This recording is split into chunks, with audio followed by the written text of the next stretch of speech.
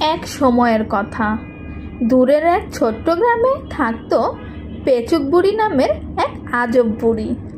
তার মাথার উপর সারাক্ষণ একটা প্যাঁচা বসে থাকতো।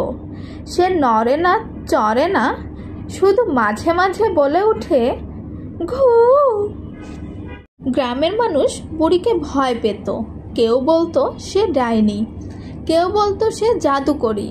কিন্তু ছোট্ট টুনি ছিল একটু সাহসী আর অনেক কৌতূহলী। সে ভাবল, এই বুড়িটাকে সবাই এত ভয় পায় কেন, একবার গিয়ে দেখেই না। টুনি একদিন বুড়ির কুঁড়ে ঘরের সামনে গেল। বুড়ি হেসে বলল, ওহো, আমার বাড়িতে দেখি নতুন অতিথি, তুমি কি ভয় পাও না আমাকে?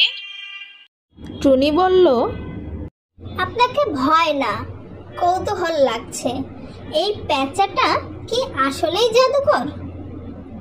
বুড়ি হাসল আর বলল, না রে মা, এটা তো আমার একমাত্র সাথী।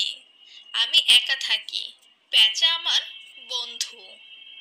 বুড়ি আরো বলল, গ্রামের মানুষ ভুল বুঝেছে, আমি শুধু একা থাকি, গাছের ঔষধ দিয়ে চিকিৎসা করি, আর প্যাঁচা রাতে জাগে বলে সে সবকিছুই আগে ভাগেই ঘু করে বলে দেয়।